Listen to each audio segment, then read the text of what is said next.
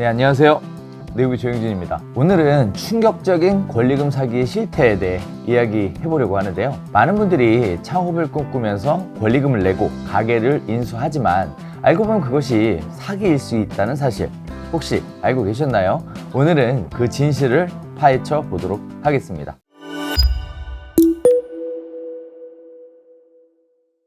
권리금 사기는 주로 업종에 대해 잘 모르는 초보자나 은퇴자들이 주 타깃이 됩니다. 이들은 사회적 경험이 부족하거나 창업에 대한 지식이 부족해서 쉽게 속아 넘어가게 되는데요. 특히 공무원, 군인, 대기업 명예퇴직자, 은퇴한 스포츠 스타들이 주요 대상입니다. 이들은 높은 매출과 사회적 위신을 중요시하는 멘트에 쉽게 현혹되는데요.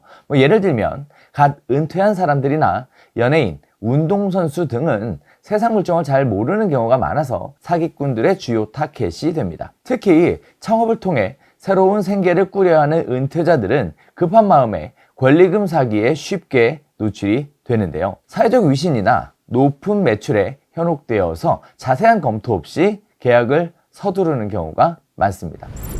사기꾼들은 먼저 상권이 좋은 곳에서 음식점을 차립니다. 이후 손해를 보면서 장사를 하거나 친인척을 통해 장사가 잘 되는 것처럼 보이게 만들죠. 맛집 방송에 나오게 하는 것도 흔한 수법입니다. 이 과정에서 매출만 부각하고 원가와 수지타산은 숨기게 되는데요. 예를 들어 사기꾼은 박리담의 전략을 사용하거나 친인척을 동원해 며칠간 장사가 잘 되는 것처럼 보이게 하면서 맛집 프로그램의 방송을 타기 위해 로비를 진행하게 됩니다. 이렇게 되면 해당 음식점은 일시적으로 문전성시를 이루면서 장사가 잘 되는 것처럼 보이게 되는데요. 하지만 이런 과정에서 손해를 보면서 운영하거나 방송 출연을 위한 로비 비용은 절대 공개하지 않습니다.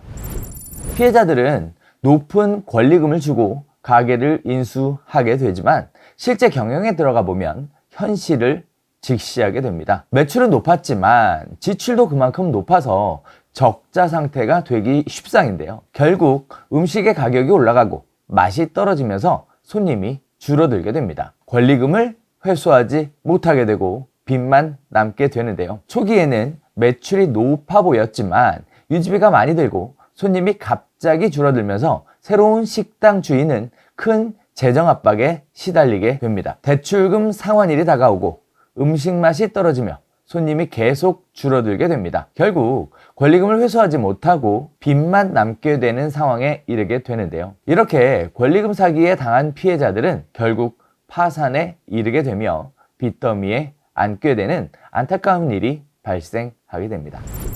자, 그렇다면 이러한 사기를 어떻게 예방할 수 있는지가 매우 중요하겠죠. 자, 이러한 사기를 예방하기 위해서는 매출뿐만 아니라 원가와 수지타산을 철저히 분석해야 합니다.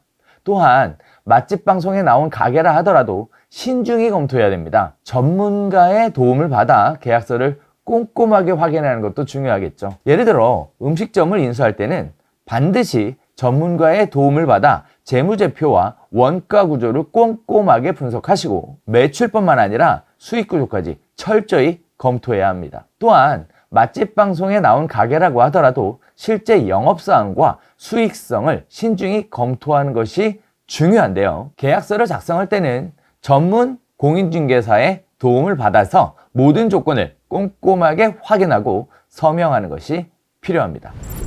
자, 오늘은 권리금 사기의 실태와 그 예방책에 대해 알아보았는데요.